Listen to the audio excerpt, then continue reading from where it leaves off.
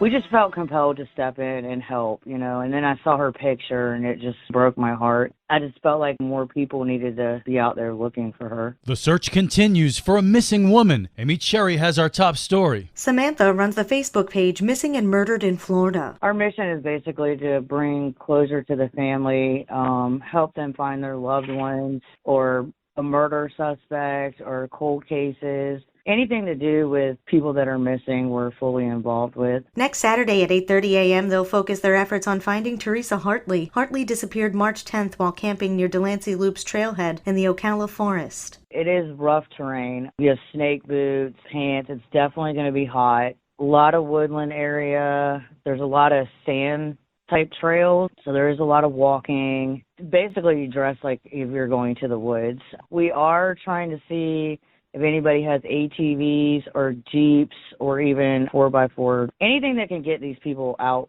to the destinations that we plan on searching. If anybody has drones, if you could possibly bring those out, because it will definitely help cover more areas that we might not be able to get into. Hartley, who was 66, was last seen alive near North Forest Road 88 near Lake Delancey. She had gone missing with friends when their vehicle got stuck. Her friend went to get help, but when she returned, Hartley wasn't there. With St. Augustine's local morning news, I'm Amy Cherry.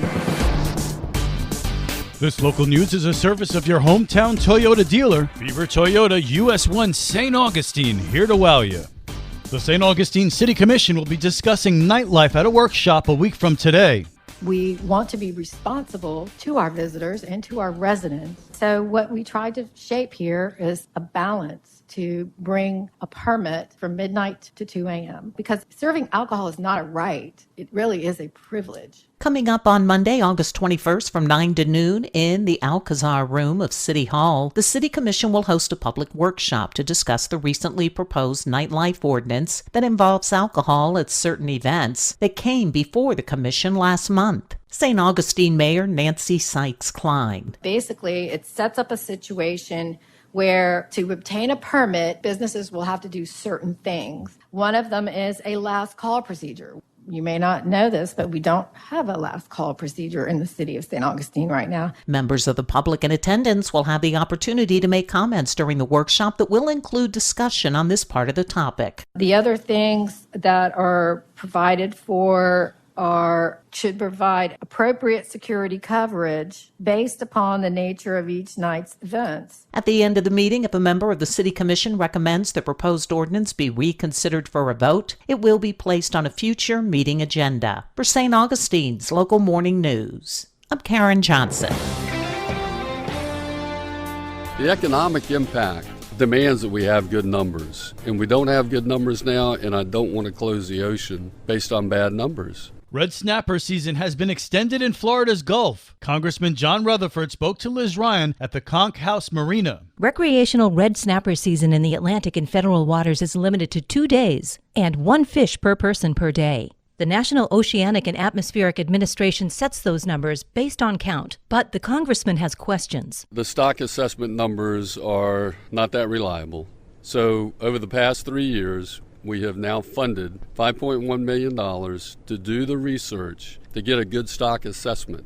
In the meantime, NOAA has played with the idea of closing certain portions of the ocean to fishing. He introduced a bill, the Red Snapper Act. All it says is NOAA cannot close the bottom until the Great Red Snapper count is completed, and then we can work those numbers into the stock assessment.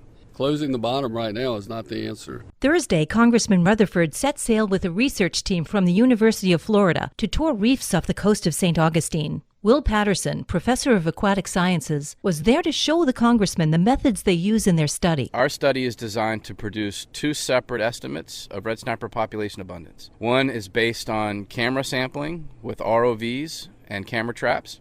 The second is based on a technique called genetic close kin mark recapture. Basically a tagging study, but instead of applying tags artificially, we're using the genetics of the fish to look at genetic relatedness, and we can use that to scale up to population size. Cutting-edge technology allows them to use remotely operated vehicles to access habitats not currently sampled by federal stock assessments. They're hoping to produce more dependable data used in determining red snapper season. To learn more about the Red Snapper Act, go to rutherford.house.gov. For St. Augustine's Local Morning News, I'm Liz Ryan. And now you're up to date with St. Augustine's Local Morning News. I'm Rich Carroll.